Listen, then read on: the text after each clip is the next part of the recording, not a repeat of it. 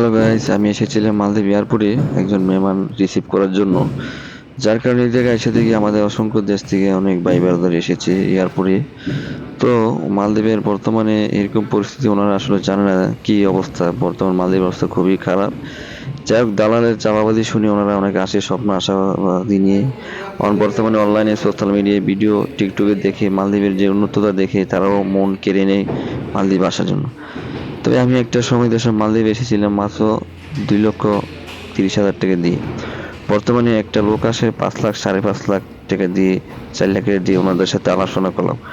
কোনো সময় একটা দিন ভাবছিলাম আসলে এত টাকাই লাগবে, 3 থেকে 4 লাখ টাকা। মালদ্বীপের যে পরিস্থিতি বিগত আর 3 বছর আগে থেকে যেরকম উন্নতি ছিল, উন্নত হইতাছে, আসলে বাস্তবতার ফলে এটাই পাইলাম। মানুষও আসতেছে, তবে কাজের প্রভাব পড়তেছে, কিন্তু মানুষ তো যাইতো আসে স্বপ্ন আসার বাস্তবতা পূরণের জন্য। দোয়া করি তাদের ভালো কিছু হোক।